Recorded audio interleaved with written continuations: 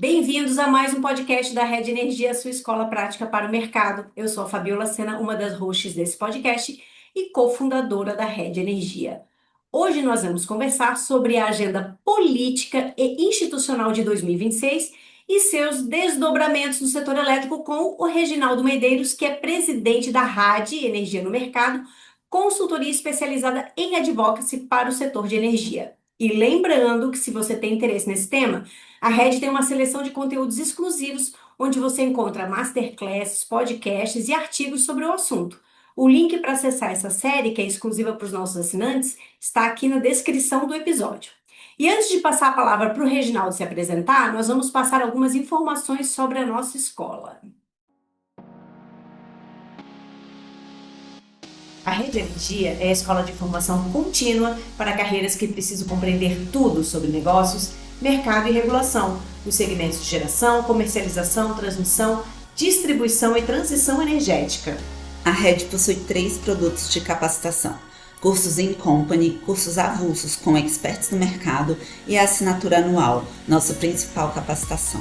Te convidamos a seguir a Rede Energia na sua plataforma de podcast favorita e também no Instagram, LinkedIn e Telegram para acompanhar todo o nosso conteúdo gratuito. Tudo isso você encontra no site da Rede, redenergia.net. E depois desse pequeno comercial, Reginaldo, por favor, se apresente e na sequência a gente já começa o nosso bate-papo. Olá, em primeiro lugar, é um prazer estar aqui com você no Rede Energia. É assim, eu que acompanho sua carreira de sucesso, agora você nessa função maravilhosa que é preparar as novas gerações, eu acho isso incrível. Eu aqui hoje em dia na Rádio Energia tenho um pouco essa pegada. Toda a nossa equipe aqui é muito jovem, todo mundo veio da universidade e, inclusive, complementaram sua formação na Rede Energia. Então, o time todo aqui, a gente sempre tem essa filosofia de trazer gente nova para o mercado e formar gente nova. Isso me acompanhou a minha carreira inteira. Eu sou mais conhecido como presidente da Abracel recentemente, mas já tive outras funções no setor de energia elétrica, inclusive tive à frente da grande reforma do governo Fernando Henrique, que era adjunto do secretário de Energia, Peter Greiner, e nós fizemos o projeto RECEP. Fiquei lá durante 4 anos e foi uma época de grande mudança. Se criou a ANEEL, se criou o ONS, se criou o que é hoje a CCE. Então, foi uma mudança muito profunda no setor. Também tive passagem na CPFL, fiquei 11 anos na CPFL, tive passagem anterior no DENAI, fiquei trabalhando 10 anos no DENAI. Então, eu tenho uma experiência aí bastante importante no setor, trabalhando pouco no governo e muito em empresas, o que me deu um pouquinho de experiência para estar hoje nessa função aqui na Rádio Energia, que é muito trabalhar na área de advocacy do setor elétrico para grandes empresas. É um pouco isso que eu estou fazendo hoje. Quando eu saí lá da Abracel, eu tinha essa ideia de criar uma empresa inovadora e principalmente com essa característica de trazer gente nova para o mercado. Muito bom, Reginaldo. A Rede Energia, né? Que não é a Rádio, a Rede é ali, ó, bem É parecidinho, isso. né? Mas a escola aqui, ela só é esse sucesso porque temos vocês, né? Que vêm aí e sempre nos alimentam sobre essas informações, com tudo que está acontecendo. Então, eu agradeço muito a tua presença, essa experiência toda. Vai ser super útil aqui porque é uma área em que a gente tem muitas sutilezas, a área institucional e política. Então, acho que vai ser muito legal. A gente tem, claro, aqui uma sequência de perguntas, mas sempre vai atiçar minha curiosidade. Eu vou fazer perguntas adicionais aí, Reginaldo. Vamos ter que sair um pouquinho do protocolo hoje também. Eu sei que você aguenta aí as minhas perguntas. Com um prazer, vamos tentar responder a sua curiosidade. Vamos lá, então. Eu acho que a primeira pergunta que todo mundo sempre se pergunta, né, que a gente vai ter eleição em 2026, é qual o cenário que o novo governo, qualquer que seja, né, ainda é muito cedo talvez para a gente dizer qual é o partido político que vai ser o grande ganhador da eleição presidencial, mas o que que o novo governo que vai pegar lá o poder dia 1º de janeiro vai encontrar quando se fala em setor elétrico? Olha, se nada acontecer até o final do ano, nenhuma surpresa, e de vez em quando a gente tem surpresa no setor de energia elétrica que muda toda a agenda, como, por exemplo, um colapso no sistema elétrico, ficam todos os políticos e o governo alvoroçados.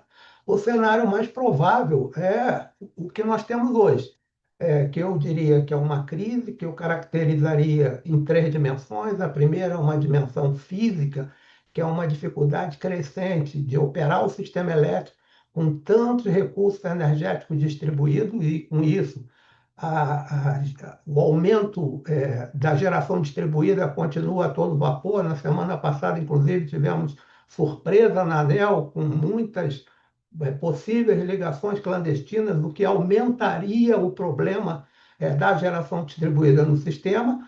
Mas não é só a geração distribuída, é também a dificuldade de operar os reservatórios com a crise climática, que a todo momento muda a hidrologia prevista. A gente nunca sabe se esse ano vai ser El Niño ou Laninha, e esses fenômenos afetam muito o mercado de energia elétrica. Essa é uma dimensão. A segunda dimensão, eu diria que é uma dimensão de uma crise financeira, e aí está associado a essa, que são os cortes de energia sem ressarcimento dos empreendedores, que está levando muitas empresas, por um lado, a ter dificuldade para pagar os seus financiamentos com os bancos, o que acarreta também um problema. Por outro lado, esses empreendedores têm que respeitar os seus contratos, eles estão recorrendo ao Mercado Livre para honrar os contratos por conta do corte de geração, sem ressarcimento, o que agrava o problema. Isso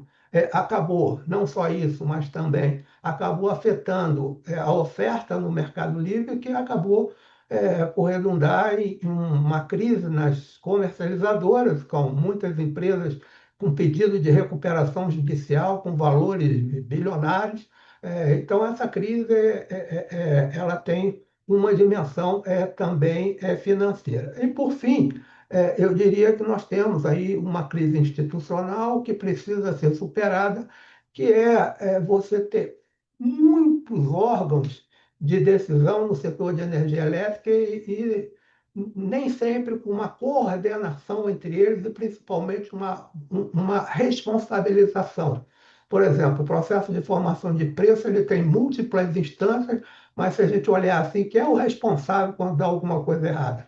Não é. Então, eu entendo que também essa questão institucional ela precisa ser resolvida, até porque nós temos um ator novo que tem influenciado muito o setor de energia elétrica, que nós não estávamos acostumados, que é o Congresso Nacional, que cada vez mais quer detalhar regulamentos e contestar decisões que são, por exemplo, da órbita da ANEEL, como a questão das tarifas de transmissão. Tem decreto legislativo nesse sentido. Enfim, a complexidade institucional é muito grande no setor. Então, eu diria que há uma crise com algumas dimensões que precisam ser equacionadas, que é preciso que ela seja equacionada.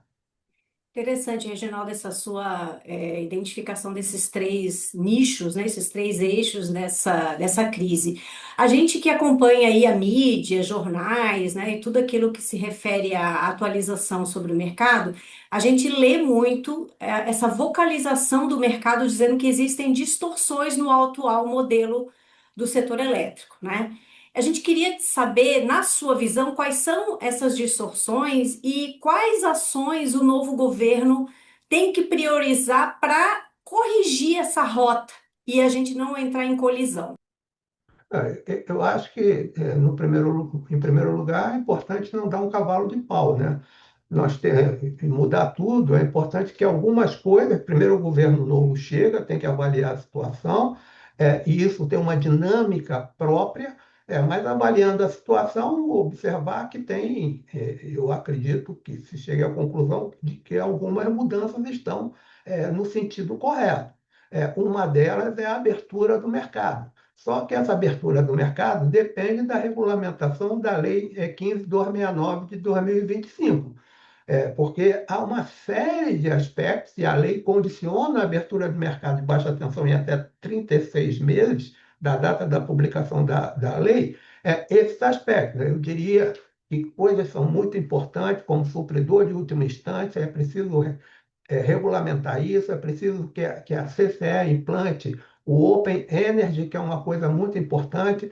A lei prevê que você tem que ter um mecanismo de comunicação, ou uma campanha de comunicação ao consumidor de baixa tensão. Você tem que abordar uma questão muito importante que hoje afeta tanto o mercado de atacado quanto o mercado de varejo, que é a competição. Então, a gente tem a alegação das comercializadoras, que os geradores estão segurando a energia, então é preciso que se regulamente esse mercado, tanto no que se refere ao atacado quanto se refere ao varejo. As comercializadoras independentes e os geradores que têm comercializadoras alegam que há uma competição não isonômica com as comercializadoras das distribuidoras que têm vantagens competitivas claras, como uma marca consolidada e mesmo no processo de migração, algumas possibilidades de ter uma vantagem na competição. A ANEEL está debruçada com esse problema, então ela precisa regulamentar. Isso eu estou falando apenas no que se refere à abertura de mercado, porque essas coisas todas são interligadas. Eu diria que talvez a ação prioritária, quer dizer, que, pelo menos do meu ponto de vista, que sempre defendi regras de mercado claras, é o processo de formação de preço. Tanto no atacado, há uma discussão agora da dupla contabilização para evoluir com despacho por oferta de preço. Aparentemente, o governo está inclinado por essa alternativa, mas que isso acontecerá num prazo de 2 ou 3 anos. E também uma ação emergencial, porque aparentemente os modelos de formação de preço atual não fazem sentido, porque ele apresenta uma série de problemas que não se coadunam com a configuração atual do sistema, que é um sistema muito voltado, ou muito, que tem muitas fontes descentralizadas. Ele foi feito por uma filosofia em que você era predominantemente hidrelétrico e termo, era um sistema hidrotérmico, hoje não é mais. Então, é preciso que tenha um modelo que realmente reflita a correta formação de preço. Isso é indispensável, isso no suprimento.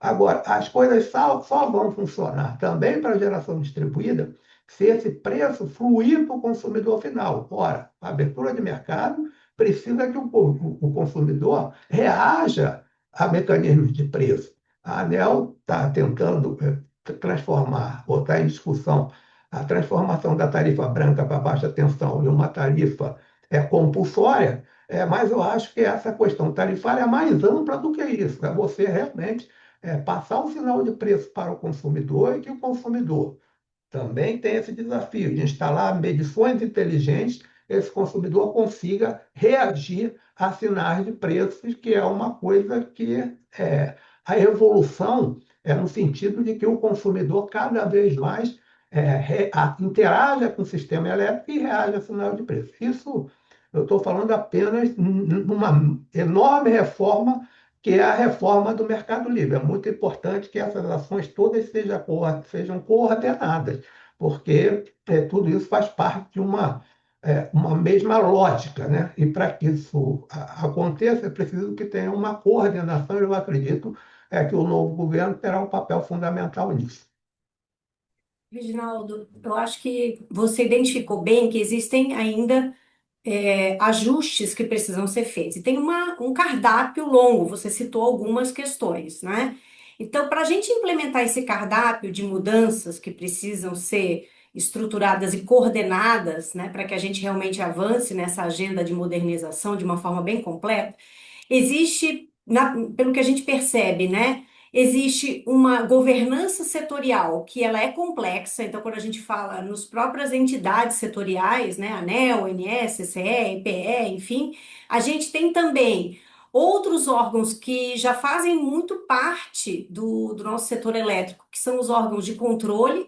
Então, a gente vê o TCU, né, com bastante papel aí relevante, principalmente no último leilão. A gente tem o Congresso Nacional, que você muito bem colocou, que tem um papel muito relevante, e tem os grupos organizados que defendem interesses específicos, né, que a gente não sei se a gente pode falar o nome lobby, né? Mas assim, seriam esses grupos organizados.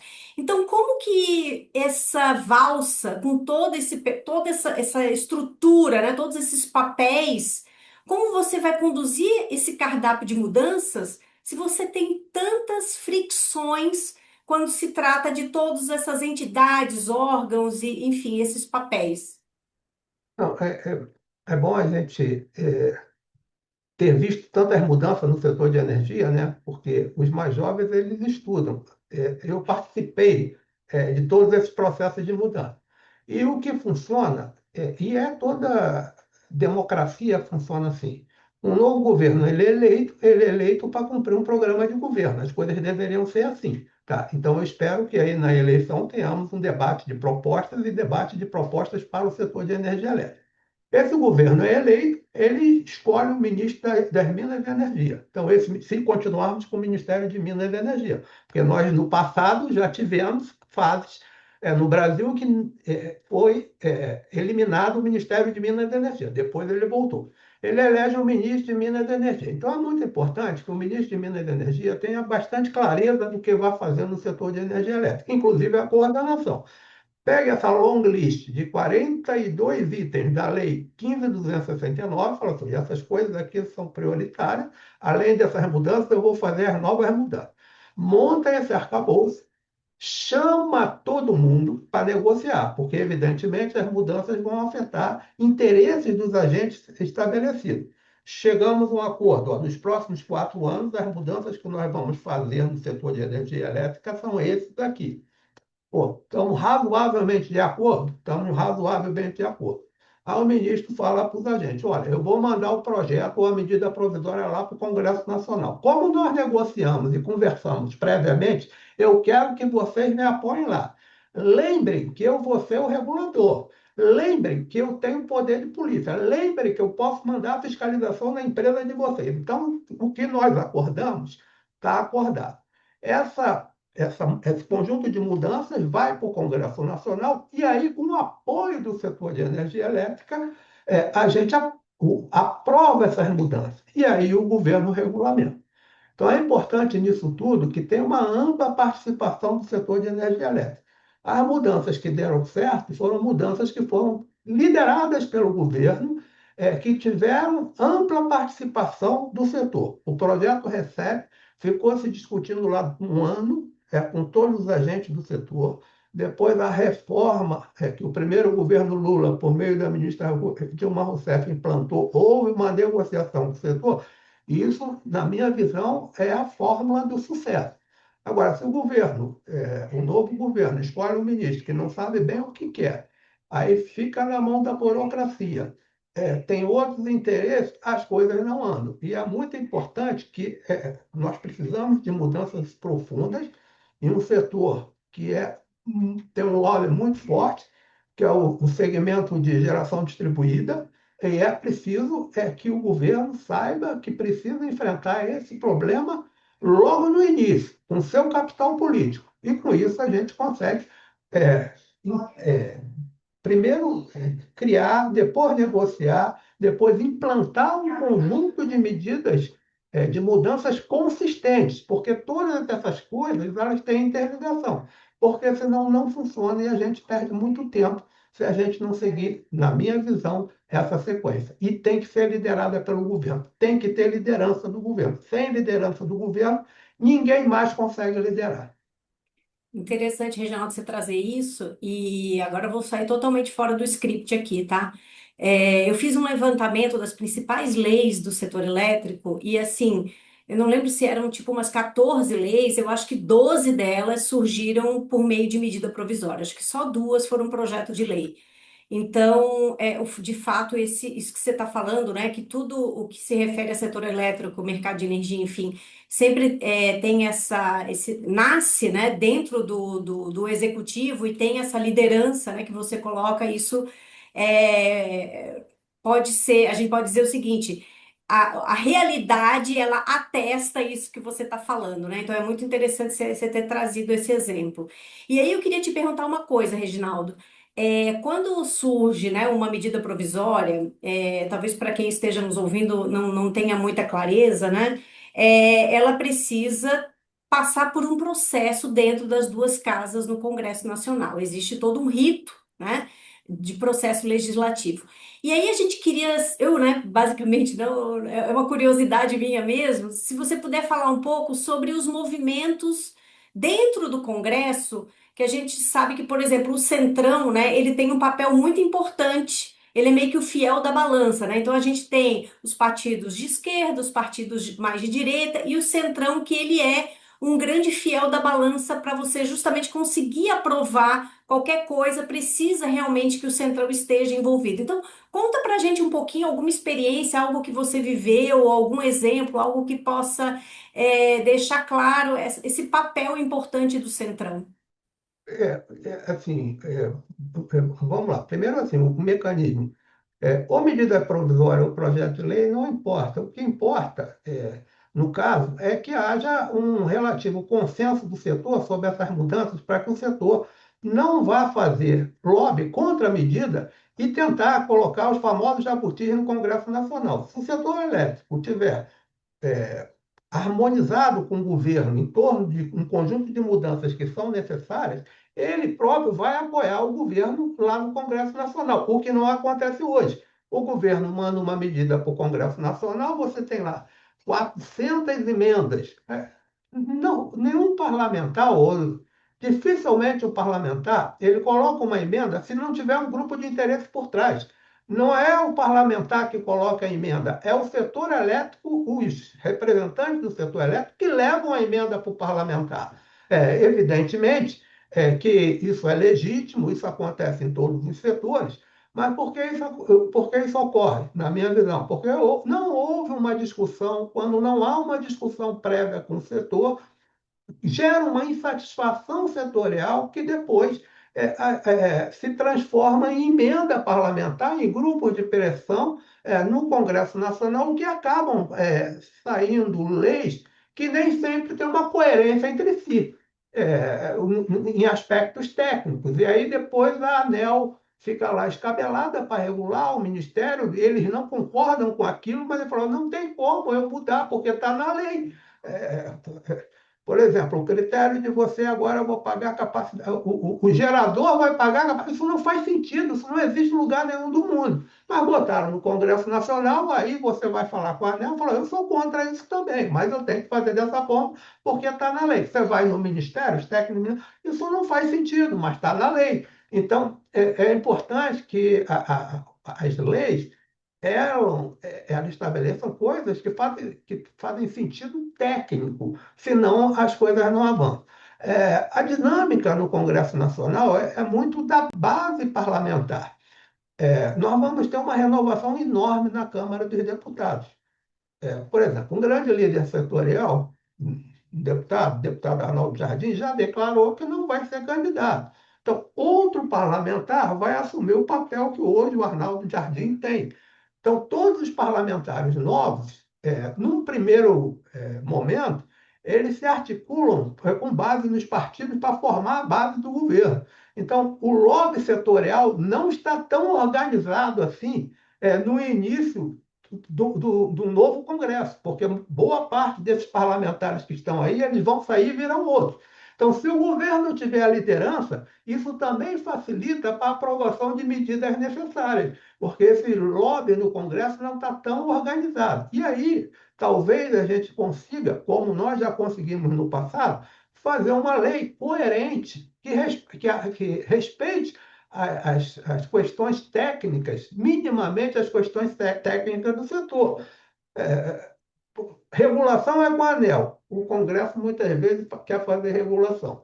Política pública é com o governo. Muitas vezes a ANEEL quer fazer política pública. No passado, ela fez a política pública de geração distribuída. Não foi o governo que fez política pública de geração distribuída, foi a ANEEL, com a primeira resolução, acho que é 482, sobre geração distribuída. Então, é preciso que respeite os papéis e a lógica técnica do setor para que a gente tenha leis consistentes. Então, essa dinâmica, por isso que eu explicitei isso, no primeiro momento do novo governo, se o governo tivermos um bom ministro de Minas e Energia que perceba a necessidade das mudanças setoriais, dialogue com o setor, faça um conjunto de mudanças técnicas consistentes, a gente tem condições de superar essas crises que eu mencionei. Essa é a minha visão otimista, e eu torço para que chegue aí. O mais importante não é quem vai ser o novo presidente da República. O mais importante é quem vai ser o novo ministro de Minas e Energia e se ele terá liderança sobre o setor para fazer as mudanças que são coerentes, que são necessárias.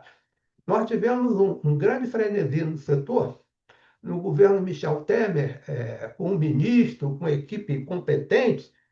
Aquilo promoveu uma ampla discussão, a tal da consulta pública 33. Chegamos a um projeto de lei, mas aquilo nunca foi mandado para o Congresso Nacional.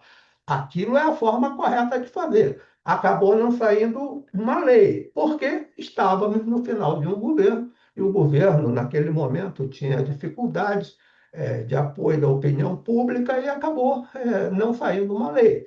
Então, é importante que as mudanças sejam consolidadas numa lei, e que haja um consenso mínimo entre o setor e essa lei para que o governo possa regulamentar e depois a ANEEL, que seja alguma coisa que tenha coerência, e preferencialmente enfrentando todas essas questões que a gente abordou aqui, uma coerência entre os 42 itens da Lei 15.269 que precisam ser regulamentadas e outras coisas que estão por aí em discussão, como, para mim, assim, a grande mãe da reforma é a formação de preço.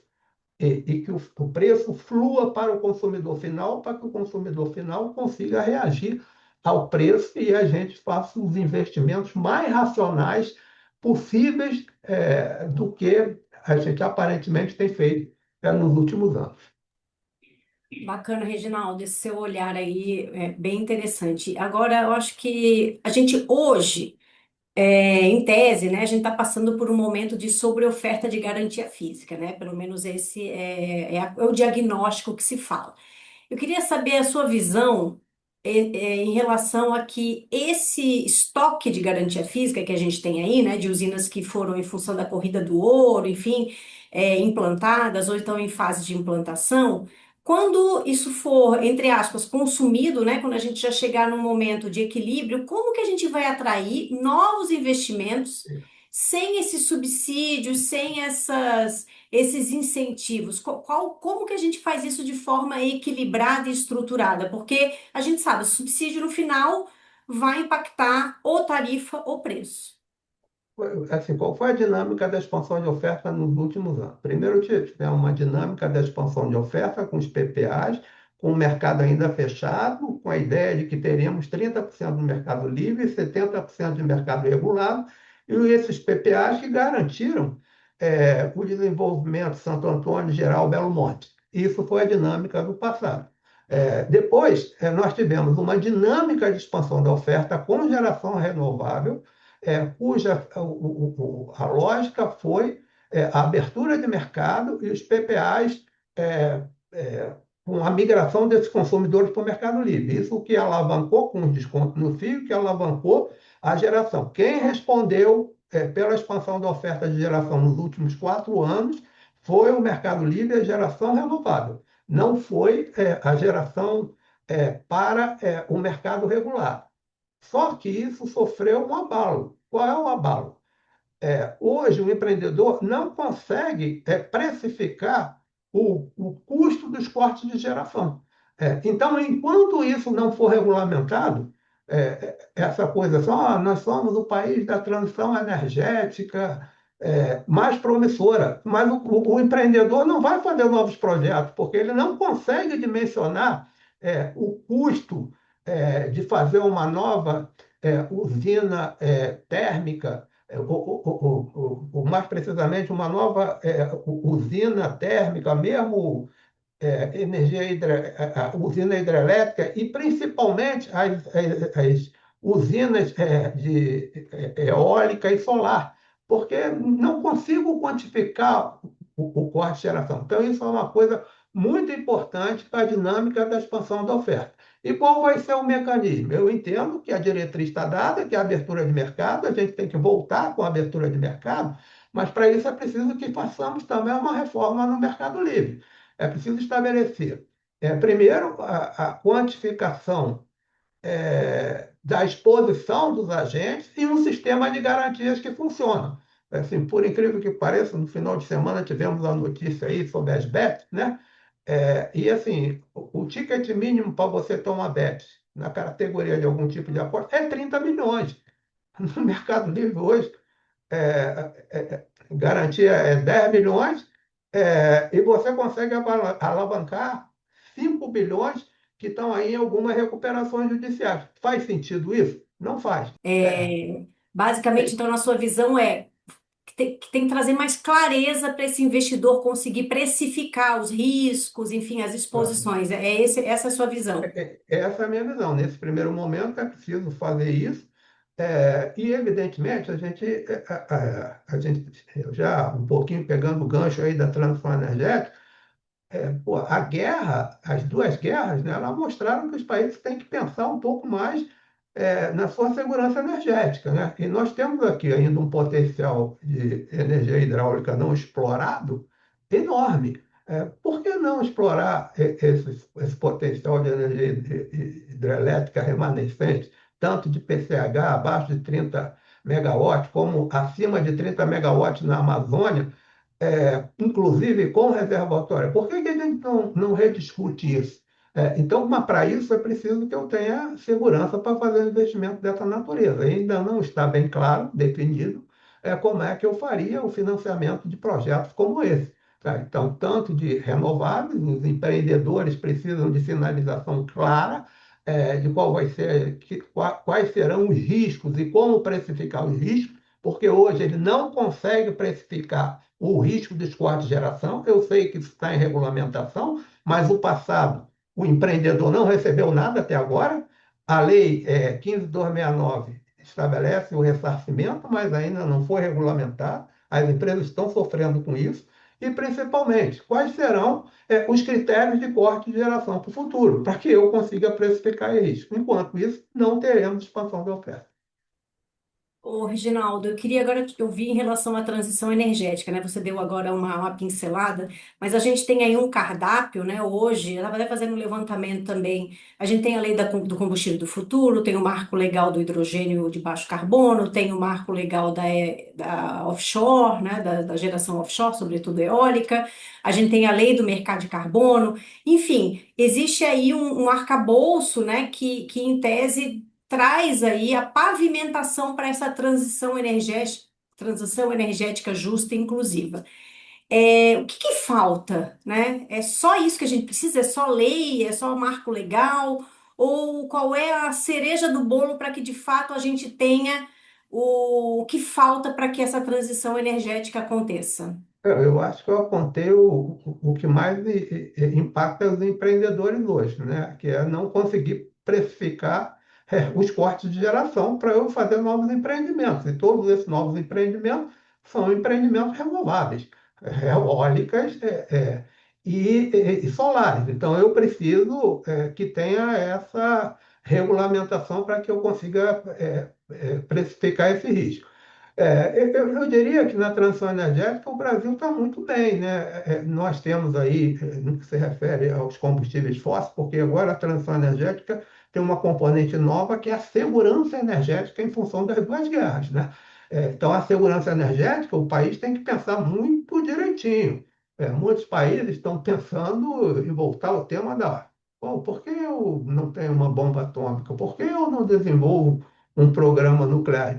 Sempre todos os programas nucleares tiveram ligados à energia nuclear. Então, é importante que isso seja bem qualificado, né? Mas, do ponto de vista do Brasil, nós estamos muito bem. Nós temos aí um combustível renovável, que é o álcool anidro, por 35%, que já estão pensando em adicionar isso na gasolina. O diesel também, adicionar energia verde no diesel é uma coisa muito importante. com um país como o Brasil, né? Então, eu acho que nós estamos bem, temos uma matriz limpa. Agora, precisa realmente precificar esse risco. E aí, como eu mencionei, a questão de explorar o potencial hidrelétrico remanescente, é muito importante sempre respeitar as comunidades locais e fazer com que tenhamos um processo muito claro com relação a isso, o que não parece ser a situação atual, porque a questão ambiental no Brasil ela é muito complexa, porque você acaba por não definir com clareza, assim, pode ou não pode fazer o empreendimento. Se eu posso fazer o empreendimento, quais são as ações mitigadoras? São essas ações mitigadoras. Então, isso aqui vai valer até o final do empreendimento? Ok, então faz um pacto com a comunidade local. A gente não tem isso bem organizado no Brasil, porque a gente vê, por exemplo, hidrelétrica na Amazônia hoje, depois de tudo definido, inclusive um hidrograma de consenso, vai lá o Ministério Público e questiona. Então, assim, precisamos ter clareza com relação a isso, para que a gente consiga trazer benefícios, inclusive para as comunidades locais. É claro que elas precisam participar. Mas essa coisa da licença ambiental no Brasil é muito complexa e a gente acaba, ao invés de desenvolver um potencial renovável, como é a energia hidrelétrica, acaba tendo que se valer de térmica, porque eu não consegui construir a hidrelétrica com reservatório. Eu tenho que colocar baterias no sistema e coloca como uma bateria para fazer uma complementariedade da geração distribuída, uma usina térmica. Então, faz sentido isso? Então, é preciso que tenha uma discussão ampla e que a gente siga um rumo que vá trazer uma transição energética, inclusive. Agora, evidentemente que nós temos também a questão que afeta o setor de energia elétrica, que é a eletrificação da frota. A eletrificação da frota, a gente vai esbarrar no problema das conexões, isso é muito importante, que isso fique bem claro, né? E também a relação do consumidor que possui carro com o preço. É muito importante que a gente tenha raça, a gente está desperdiçando energia hoje. Se a gente tivesse uma tarifa diferenciada para carregamento de automóveis, se o consumidor conseguisse reagir ao sinal de preço, parte dos problemas que a gente tem hoje poderiam ser equacionados. Então, é muito importante que nessa transição energética tenha também a participação do consumidor, para que ele traga benefício no sistema, para o sistema elétrico, e ele seja remunerado por isso, porque afinal de contas ele está prestando um serviço. A mesma coisa é a questão das baterias, entendeu? Estamos aí discutindo o primeiro leilão de baterias, é importante esse leilão de baterias. O governo está prometendo para abril as diretrizes, né? E prometendo o leilão até antes da eleição, né? Vamos torcer para que isso ocorra, né? Tem uma discussão ainda no governo entre o Ministério de Minas e Energia e MDIC sobre componente local, qual é o índice de nacionalização que a gente vai ter nessas baterias, mas ela também pode ser parte da solução para a geração distribuída. Ora, no momento, eu defendo uma moratória da geração distribuída em face das dificuldades que está provocando o sistema de energia elétrica. Mas não quero o fim da geração distribuída em telhado. Olha, pode fazer, mas coloque uma bateria. Aqueles mesmo que já fizeram, por que eles não colocam uma bateria? Então, é uma discussão que a gente precisa travar, e isso faz parte da transição energética assim, de uma forma mais ampla, mas é muito importante por isso que eu digo assim, ó, a mãe de todas as mudanças é a mudança na precificação, que esse preço flua para o consumidor final. Senão a gente terá irracionalidade econômica como a gente tem tido até agora. Então é muito importante que esse conjunto de reformas eles sejam coordenados e tenham também como resultado a participação do consumidor. E aí a gente vai entrar no outro tema, que só existe transição energética inclusiva com participação do consumidor se a gente tiver os famosos medidores inteligentes. Muito bom, Reginaldo. Nossa, adorei te ouvir. Olha, nessa brincadeira aqui já passou 40 minutos. Foi rápido, mas foi intenso aqui. Queria te agradecer demais. aqui a presença, volte sempre que você quiser. Não podemos deixar só a cada 4 anos, né? Temos que fazer aí mais frequente essa nossa conversa aqui. A porta da Rede Energia está sempre aberta para você, mas queria deixar um espaço para você dar um recadinho final, falar um pouquinho da rádio, como que as pessoas ficam sabendo sobre o que a rádio está fazendo, como acompanhar vocês. Olha, a Rádio Energia, eu diria que é uma empresa focada em poucos clientes, né? Porque nós evitamos ao máximo o conflito de interesse. Como nós fazemos a advocacy, eu não posso uma hora ir lá na ANEEL com um chapéu defender moratória de geração distribuída, e outra hora eu vou lá com outro chapéu e falo assim, dá para aumentar o subsídio da geração distribuída? Isso não faz nenhum sentido, não temos coerência. Eu sei que outros fazem, mas nós não fazemos aqui até para a gente focar no problema do cliente, tá? Então, um grande problema de algumas empresas hoje, embora tenhamos 36 associações, elas não se sentem representadas nessas associações, porque eu tive à frente da associação por 11 anos e assim, a construção de uma agenda da associação é cheia de conflitos de interesse. Aí depois você bota 36 associações que vão discutir no FAV, aí os conflitos aumentam mais. E então é difícil ser objetivo na proposta de soluções concretas. E também essa agenda de temas setoriais ela é totalmente congestionada. No fundo, você vai brigando para resolver o problema da sua empresa, que a regulamentação de um tema que você precisa saia com velocidade. Então, nós somos muito focados nisso, em soluções regulatórias para as empresas, trabalhamos diretamente na ANEEL, no Ministério de Minas e Energia, sempre ajudando o governo e o regulador a encontrar soluções regulatórias eficazes para o mercado. E os nossos clientes, nós acompanhamos tudo isso semanalmente na ANEEL, no Congresso Nacional, e somos muito focados num regulatório e num RELGOV para algumas empresas como se fosse terceirizado. Então, ao invés dela desenvolver essa expertise internamente, ela terceiriza alguns dos aspectos disso. Evidentemente que a empresa tem sua coordenação, sua participação nas associações, mas nós atuamos em algumas empresas como um RELGOV Regulation descentralizado. Então, o nosso time aqui é um time novo, você conhece, né? E a gente muito focada no cliente e na solução dos seus problemas. Um pouquinho isso que a gente está fazendo aqui. E agradeço muito a oportunidade aqui e fazer esse comercialzinho da Rádio Energia aqui. Eu, quando vim aqui, eu imaginava que ia ser desafiador, mas está mais do que desafiador, está sendo um projeto de grande realização, muita realização pessoal, porque a coisa mais importante é a gente desenvolver pessoas e desenvolver uma expertise em alguma coisa que o mercado está precisando. Sem dúvida, Reginaldo, o trabalho de vocês realmente é exemplar e a gente admira muito e é isso aí, não podemos esperar 4 anos para a gente se ver de novo aqui no Redcast. Vamos fazer aí uma agenda mais frequente. Obrigada demais.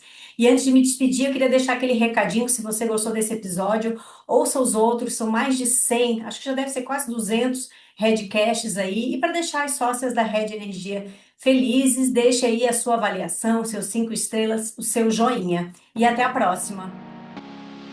Este foi mais um episódio do Redcast, que também está disponível no YouTube e na plataforma da Rede Energia.